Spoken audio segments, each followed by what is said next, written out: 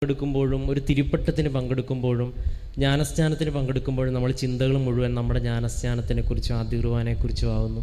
നമ്മൾ പണ്ട് എങ്ങനെയായിരുന്നു, അല്ലെ നല്ലൊരു വചനപ്രസംഗം കേൾക്കുമ്പോൾ, നല്ലൊരു ആരാധന കൂടുമ്പം നമ്മൾ ഭയങ്കര കൂളായിട്ട് അറ്റീസായിട്ട് നമ്മളതിനെ ഒരു ഭയങ്കര ഒരു സൊളൈസായിട്ട് ഒരു അനുഭവമൊക്കെ കിട്ടുന്നു.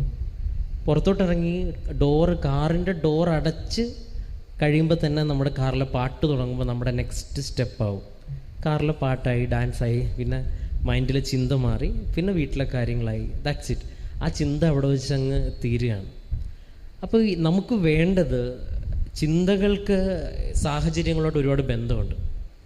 ഒപ്പം നമുക്കൊരു സ്ട്രോങ് ഡിസയറാണ് എപ്പോഴും ആത്മീയ ജീവിതത്തിന് ആവശ്യം.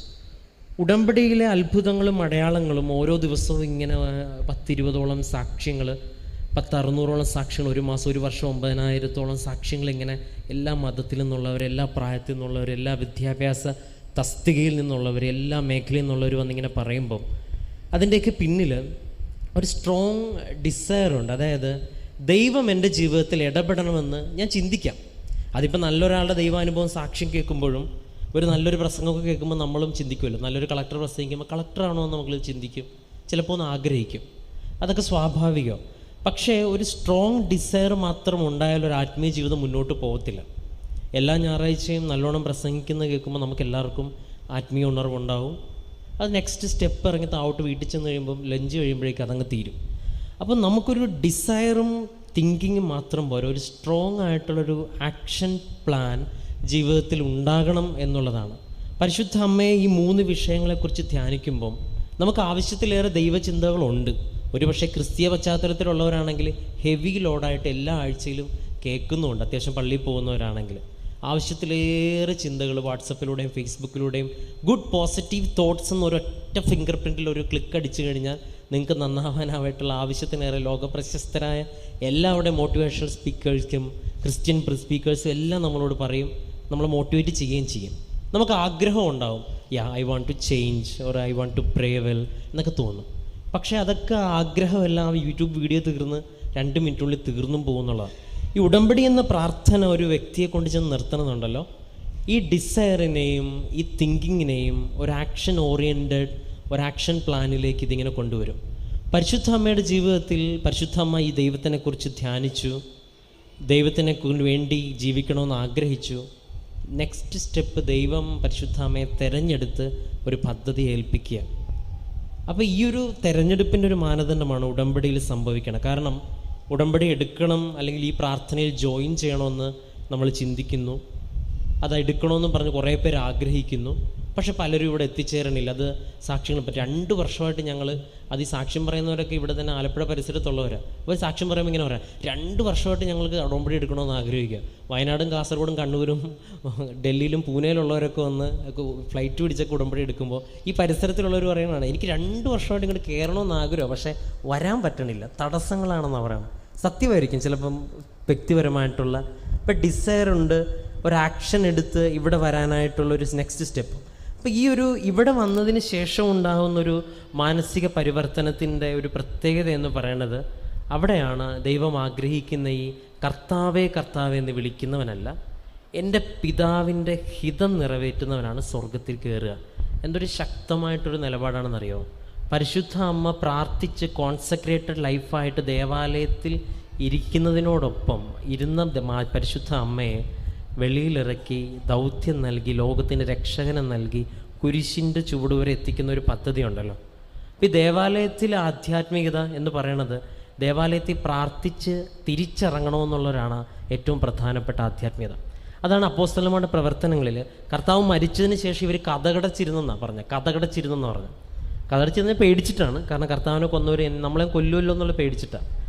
അപ്പോൾ ആ ആധ്യാത്മികതയിൽ നിന്ന് കർത്താവ് വന്ന് അനുഭവങ്ങളും അടയാളങ്ങളും നൽകിയതിന് ശേഷം പുറത്തോട്ടിറങ്ങി ലോകം മുഴുവൻ പ്രഘോഷിച്ചെന്നുള്ളതാണ്.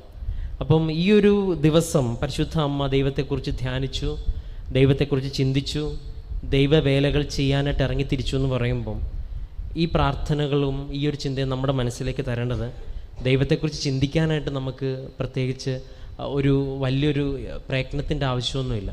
ശരിക്കും ഒരു അല്പം പ്രാർത്ഥിക്കുവാനായിട്ട് മനസ്സുള്ളവർക്കൊക്കെ ദൈവത്തെക്കുറിച്ച് ചിന്തിക്കാം. ദൈവത്തെക്കുറിച്ച് ചിന്തിക്കുന്ന ആവശ്യത്തിലേറെ പേര് സഭയിലുണ്ട്. ദൈവത്തിന് വേണ്ടി ചിന്തിക്കുന്ന ഒരുപാട് പേര് പുറത്തുണ്ട്, ദൈവത്തെക്കുറിച്ച് ചിന്തിക്കുന്ന ഒരുപാട് പേരുണ്ട്. അതുകൊണ്ട് പ്രത്യേകിച്ച് ദൈവത്തിനും ഗുണമില്ല, അവർക്കും പ്രത്യേകിച്ച് ഗുണമില്ല. ദൈവത്തിന് വേണ്ടി ആഗ്രഹിക്കുന്നവരും കുറച്ച് ശതമാനം കുറച്ചും കൂടെ പേരുണ്ട്. അതായത് ഇതിൻ്റെ ഒരു പകുതി ശതമാനം പേര് ദൈവം എൻ്റെ ജീവിതത്തിൽ, അതാണ് നീർച്ചാൽ തേടുന്ന മാൻപേടെ പോലെ നീ എൻ്റെ ജീവിതത്തിൽ വരണമെന്ന് 63-ാമത്തെ സങ്കീർത്തനം 42-ാമത്തെ സങ്കീർത്തനത്തിലും 63 വറ്റിക്ക് വരേണ്ട ഭൂമി എന്ന പോലെ ഞാൻ നിനക്ക് വേണ്ടി ദാഹിക്കുന്നു. ആ ഡിസയറും ഉള്ളവരും ഒരു പക്ഷേ ഇതിൻ്റെ ഒരു പകുതി ശതമാനം പേരുണ്ട്. പക്ഷേ പ്രശ്നം എന്ന് പറയുന്ന ആരെനിക്ക് വേണ്ടി പോകും എന്നുള്ള ചോദ്യത്തിന് ആർക്കും പ്രത്യേകിച്ച് ഉത്തരവില്ല. എനിക്ക് ദൈവത്തിനോട് ജീവൻ ബലി കഴിക്കണം, പക്ഷേ ഒന്ന് അപ്പുറത്തോട്ടൊന്ന് ഒരു ദിവസം ഒന്ന് അപ്പുറത്തെ വീട്ടിലോട്ട് എന്തെങ്കിലും ഒരു ആവശ്യത്തിന് നീ ഒന്ന് ആശുപത്രിയിൽ പോയി കാണാവോ, ഒന്ന് പോയി കിടക്കാവോ, ഒരാൾക്ക് പകരം പോകാമോ, അതിനൊന്നും പറ്റത്തൊന്നുമില്ല എനിക്ക് വേണ്ടി ജീവിക്കും. അപ്പം ഈ ഒരു ആക്ഷൻ ദൈവം ആഗ്രഹിക്കുന്നത് കൊണ്ടാണ് കർത്താവ് നിലപാടുകൾ വ്യക്തമാക്കണം. വിധവയുടെ കാണിക്കയൊക്കെ കർത്താവ് എടുത്ത് മുകളിലോട്ട് വെക്കണതിൻ്റെ പ്രധാനപ്പെട്ട കാര്യം, നിങ്ങൾ അതിന് ഫരിസേരെയൊക്കെ വിമർശിക്കുന്നത് എന്തുകൊണ്ടാണ്? അവരെ ഒരു ചെറുവിരൽ പോലും അനക്കുന്നില്ലെന്നാണ് പറയണത്. എല്ലാം പ്രസംഗിക്കും, പക്ഷേ they don't walk the talk എന്നാണ് കർത്താവ് പറയണത്. ഇത് കർത്താവിന് നിഷിദ്ധമായ വിമർശനം. നല്ല സമരിയക്കാരൻ്റെ ഉപമയിലും എന്താ പറയുന്നത്? പുരോഹിതൻ കടന്നുപോയി മൈൻഡ് ചെയ്തില്ല എന്നാണ് പറയണത്. അതിൻ്റെയൊക്കെ ഒരു crux and essence and soul of that passage എന്നൊക്കെ പറയണത്, നിങ്ങൾ ചെയ്യാൻ തയ്യാറായില്ലെങ്കിൽ നിങ്ങളുടെ പ്രാർത്ഥന വ്യർത്ഥമാണെന്ന്. അതിനേക്കാളും അപ്പുറം കർത്താവിനൊന്നും പറയാനില്ലല്ലോ. കർത്താവ് അവസാനം പറയുന്നുണ്ട്, ഞാൻ നിനക്ക് വേണ്ടി കുഴലൂതി, ഞാൻ നിനക്ക് വേണ്ടി ബലിയർപ്പിച്ചു എന്നൊന്നും പറഞ്ഞിട്ട് ഒരു കാര്യമില്ല. പക്ഷേ നീ എനിക്ക് വേണ്ടി ഞാൻ ഏൽപ്പിച്ചിരിക്കുന്ന ഒരു ദൗത്യം ഉണ്ടല്ലോ, എനിക്ക് നിന്നെ അറിയത്തില്ലെന്നൊക്കെ കർത്താവ് പറയും. കാരണം ഞാൻ നഗ്നനായിരുന്നു, നീ എന്നെ ഉടുപ്പിച്ചോ, എനിക്ക് വിശന്നു, നീ എനിക്ക് ഭക്ഷണം തന്നോ, എനിക്ക് ദാഹിച്ചു, നീ എനിക്ക് വെള്ളം തന്നോ എന്നൊക്കെയുള്ള ചോദ്യം ഇതിലും വ്യക്തമായിട്ട് കർത്താവിന് പറയാനില്ലല്ലോ. ഒരു ഒരു ഒരു അതിലൊരു അബ്സ്ട്രാക്ട് സ്റ്റേറ്റ്മെൻ്റ് അല്ല, ടു ദ പോയിൻ്റ് ഉള്ള കാര്യമാണ്. നഗ്നനായവനെ ഉടുപ്പിക്കാത്തവൻ അല്ലെങ്കിൽ വെള്ളം കൊടുക്കാത്തവനൊന്നും സ്വർഗത്തിൽ കയറണ്ട എന്നുള്ള ശക്തമായിട്ടുള്ള നിലപാടുണ്ട്. അപ്പോൾ ഈ ഉടമ്പടി എന്ന പ്രാർത്ഥനയിൽ അനുദിനം ഇങ്ങനെ അടയാളങ്ങൾ നടക്കുന്നതിൻ്റെ ഏറ്റവും പ്രധാനപ്പെട്ട കാര്യം, more than a thinking, more than a desire, they are ready to do the actions. അവർ ചിന്തയ്ക്കും ആഗ്രഹത്തിനും അപ്പുറം ആഗ്രഹത്തിന് പറ്റുമായിട്ട് ഇറങ്ങിത്തിരിക്കാനായിട്ട് തയ്യാറാവുന്നുണ്ട്. അതുകൊണ്ടാണ് അടയാളങ്ങളിലൂടെ ദൈവം ഈ യാത്രയെ സ്ഥിരീകരിക്കുന്നത്. പരിശുദ്ധ അമ്മ ദേവാലയത്തിരുന്ന് പ്രാർത്ഥിച്ചു എന്നല്ലല്ലോ നമ്മൾ ധ്യാനിക്കുന്നത്. ഈജിപ്തിലേക്ക് പലായനം ചെയ്തു, യേശുവിനെ പ്രസവിച്ചു, യേശുവിനോടൊപ്പം യാത്ര ചെയ്തു. പരിശുദ്ധം ഇങ്ങനെ ആക്ഷൻസ്, ദൈവത്തിന് വേണ്ടി ഇറങ്ങിത്തിരിച്ചിട്ടുള്ള ഓർമ്മകളാണ് നമുക്ക് വേണ്ടത്. നമ്മുടെ ചിന്തകളിൽ ആദ്യ കുർബാനയുടെ ഓർമ്മയുണ്ട്, വിവാഹത്തിൻ്റെ ഓർമ്മയുണ്ട്, പള്ളിയിലെ ഓർമ്മയുണ്ട്, ഇടവകയുടെ ഓർമ്മയുണ്ട്. അതാ. പക്ഷെ അതുകൊണ്ട് ദൈവത്തിന് എന്താ വേണം? ദൈവത്തിന് വേണ്ടി ഒരിക്കലെങ്കിലും എവിടെയെങ്കിലും ഒരാളുടെ മുമ്പിലെങ്കിലും ദൈവത്തെ ഏറ്റുപറഞ്ഞ ഓർമ്മ, ദൈവത്തിൻ്റെ നാമത്തിൽ തിരികെ കിട്ടത്തില്ലെന്ന് ഏതെങ്കിലും ഒരു നന്മ ചെയ്ത ഓർമ്മ, ഇങ്ങനെയുള്ള കാര്യങ്ങൾ വരുമ്പോഴാണ് ദൈവത്തിന് തിരുമുമ്പിൽ ആസ്തി എന്ന് പറയുന്നൊരു സംഭവം ഉണ്ടാവുന്നത്. അപ്പോൾ നമുക്ക് വേണമെങ്കിൽ ചോദിക്കാം, ഇങ്ങനെ ദൈവം നമ്മുടെ കണക്കെടുത്തിട്ടാണോ സംസാരിക്കണത്? ഇത് കണക്കെടുത്തിട്ട് സംസാരിക്കുന്നത് നമ്മൾ പറയണതല്ലോ, ദൈവം തന്നെയാണ് പറയണത്. വിധി ദിവസം നിങ്ങൾ എൻ്റെ മുമ്പിൽ നിൽക്കുമ്പോൾ ഇടത്തോട്ടും വലത്തോട്ടും നിങ്ങളെ ഞാൻ മാറ്റി നിർത്തും, നിങ്ങൾ ചെയ്ത പ്രവർത്തനങ്ങൾ അനുസരിച്ച്. ഇതിലും വ്യക്തമായിട്ട് ദൈവം പഠിപ്പിച്ചിട്ടുണ്ട്, സഭ പഠിപ്പിക്കുവാനായിട്ട് പ്രത്യേകം ഏൽപ്പിച്ചിട്ടുണ്ട്. ഇതിൻ്റെയൊക്കെ പിന്നിൽ ഈ സഭയിൽ ഇത്രത്തോളം ആതുര ശുശ്രൂഷയുടെ ഒരു വലിയ എമൗണ്ട് ഓഫ് വർക്കും ഹോസ്പിറ്റലുകളും സ്കൂളുകളൊക്കെ ഉണ്ടായത് ഈ ഒരു ദൗത്യത്തിൻ്റെ പിന്നിലാണ്. ഒരു പക്ഷേ അതിൽ നിന്ന് ക്രിസ്തു മാറിപ്പോകുന്നുണ്ടോ എന്നൊക്കെയുള്ളൊരു ചോദിച്ചിട്ടുണ്ട്. എങ്കിലും സഭയിലെ വർക്കുകളുടെ എല്ലാം അടിസ്ഥാനം ഇതാണ്, മറ്റുള്ളവരെ കെയർ ചെയ്യുകയും സ്നേഹിക്കേണ്ടതെയും അപരൻ്റെ സ്നേഹത്തിലേക്ക് ഇറങ്ങിത്തിരിക്കേണ്ട ഉത്തരവാദിത്വമുള്ളതാണ്. ഈ ഒരു വണക്കമാസ ചിന്ത അവസാനിപ്പിക്കുമ്പം ഈ ഡിസയർ വിത്തൗട്ട് ടൈം ലിമിറ്റ് എന്ന് പറയണത് എപ്പോഴും ഒരു ഡ്രീം മാത്രമായിരിക്കും. അത് പണ്ട് മനസ്സിൽ കോറിയിട്ടൊരു ചിന്തയാണ്. എനിക്ക് വലിയ ആളാവണം, എനിക്ക് ഫുൾ A+ മേടിക്കണം, പക്ഷേ എനിക്ക് എല്ലാ ദിവസവും പഠിക്കാനൊന്നും പറ്റത്തൊന്നുമില്ലെന്ന് പറയുന്ന വിദ്യാർത്ഥിനിയെ പോലെ എനിക്ക് ആത്മീയമായിട്ട് വളരണം, പക്ഷേ എനിക്കിങ്ങനെ ദേഹം അനങ്ങിയിട്ട് ഷർട്ട് ഒളിഞ്ഞിട്ടുള്ള പരിപാടിയൊന്നും വേണ്ട, വേണമെങ്കിൽ ഒരു ധ്യാനം കൂടാം, മുറിയിരുന്നൊരു കൊന്തമില്ല, കുറച്ച് നേരം ബൈബിൾ വായിക്കാം. അങ്ങനെ ഒരു ആധ്യാത്മികതയ്ക്ക് സാധ്യതകളില്ലെന്നല്ല, പക്ഷേ ആധ്യാത്മികത ഒരു സ്റ്റെപ്പിന് മേലോട്ട് വളരത്തില്ല. അതിനേക്കാളും അപ്പുറം ദൈവം അങ്ങനൊരു ആധ്യാത്മികത ആഗ്രഹിക്കുന്നില്ല. മലമുകളിലെ പ്രാർത്ഥിച്ചുകൊണ്ടിരിക്കുന്ന ആധ്യാത്മികത കർത്താവ് നമുക്ക് പഠിപ്പിച്ചു തന്നിട്ടില്ല, കർത്താവ് അങ്ങനെ ചെയ്തിട്ടുമില്ല. നമ്മുടെ ഫസ്റ്റ് ഫോക്കസ് എന്ന് പറയുന്നത് ഈശോയാണ്. ഈശോ മേളിൽ നിന്ന് പ്രാർത്ഥിച്ചു എന്ന് മാത്രമല്ല, അതിൽ കൂടുതൽ മറ്റുള്ളവർക്ക് വേണ്ടി ഇറങ്ങിത്തിരിച്ചു എന്നുള്ളതാണ് സുവിശേഷം. ആ സമയം കിട്ടുന്നതിൻ്റെ തിരക്കിലും കർത്താവ് പോയി പ്രാർത്ഥിച്ചു എന്നുള്ളതാണ്. നമ്മൾ ഫോക്കസ് മുഴുവൻ പ്രാർത്ഥനയിലേക്ക് കൊണ്ടുവരുമ്പോൾ അവസാനം ഈ പ്രവർത്തനങ്ങളും വിധവയെ സുഖപ്പെടുത്തിയതും മറ്റുള്ളവരെ കെയർ ചെയ്തതും ഭക്ഷണം വർദ്ധിപ്പിച്ചതും, അങ്ങനെ കർത്താവ് എന്ന് പറഞ്ഞാൽ 24/7 സുവിശേഷം രേഖപ്പെടുത്തുന്ന ഭക്ഷണം കഴിക്കാൻ പോലും സമയം കിട്ടാതെയുള്ള പ്രവർത്തനമായിരുന്നു. ആ പ്രവർത്തനത്തിൻ്റെ കുറച്ച് സമയം പ്രാർത്ഥിക്കുവാനായിട്ട് അവൻ കണ്ടെത്തി എന്നുള്ളതും, സീരിയസ് ആയിട്ടുള്ള ഇഷ്യൂ വരുമ്പോൾ 40 ദിവസം ഉപവാസം ചെയ്തു എന്നുള്ളതാണ്. അപ്പോൾ കർത്താവിൻ്റെ ലൈഫ് ഓറിയൻറ്റഡ് ആധ്യാത്മികതയാണ് the first priority. Second apostolic സ്പിരിച്വാലിറ്റിയാണ്. അപ്പോസ്തലന്മാരെന്താണ് ചെയ്തത്? തങ്ങൾ അനുഭവിച്ചറിഞ്ഞ ക്രിസ്തുവിനെ ഓർത്തുകൊണ്ട് റൂമിൽ ഇരുന്നെന്നല്ല, ഇറങ്ങിയിട്ട് തല്ലൂന്ന് കിട്ടുമെന്ന് ഉറപ്പുണ്ടെങ്കിൽ അങ്ങ് പറഞ്ഞേക്കുക, നിങ്ങൾ തിരിച്ചിത്തറച്ചു വന്ന കർത്താവിനെ ദൈവം ഉയർപ്പിച്ചു എന്ന്. അതിന് ഫലമായിട്ട് തല്ലും കിട്ടി മരിക്കുകയും ചെയ്തു. പക്ഷേ ഇതാണ് ഈ ഒരു ആധ്യാത്മികതയുടെ ചൈതന്യം പരിശുദ്ധ അമ്മ ആഗ്രഹിക്കുന്നത്. എൻ്റെ സ്നേഹമുള്ളവരെ, ഉടമ്പടിയിൽ ആയിരിക്കുന്നവരോടാണല്ലോ ഞാൻ ഈ സംസാരിക്കുന്നതും, അല്ലെ ഉടമ്പടി എടുക്കാനായിട്ട് ആഗ്രഹമുള്ളവരോടും. കർത്താവ് ആഗ്രഹിക്കുന്ന ഒരു ആധ്യാത്മികത ഈ ഒരു പ്രവർത്തനത്തിൻ്റെ ആധ്യാത്മികതയാണ്. നമ്മുടെ അപ്പുറത്തും ഇപ്പുറത്തും വീട്ടിൽ ഭക്ഷണം കഴിക്കാതെയും വേദനിക്കുന്നൊരു കുടുംബം ഉണ്ടെങ്കിൽ അവരോടൊരു വാക്കുപോലും പറയാതെ അവരുടെ ദുഃഖത്തിൽ പങ്കുചേരാതെ നമ്മൾ എത്ര കുർബാന ചൊല്ലിയാലും, എത്ര കുർബാനയ്ക്ക് പൈസ കൊടുത്താലും, കുർബാനയിൽ പങ്കുചേർന്നാലും, ജപമാല ചൊല്ലിയാലും ദൈവത്തിനു മുൻപിൽ അതിനൊരു വിലയില്ല എന്ന് കർത്താവ് നിലപാടിലൂടെ സംസാരിക്കുന്നു. ആ ഒരു നിലപാടിൻ്റെ ശക്തമായിട്ടുള്ള ഒരു ആവിഷ്കാരമാണ് ഉടമ്പടിയിൽ നടക്കുന്നത്.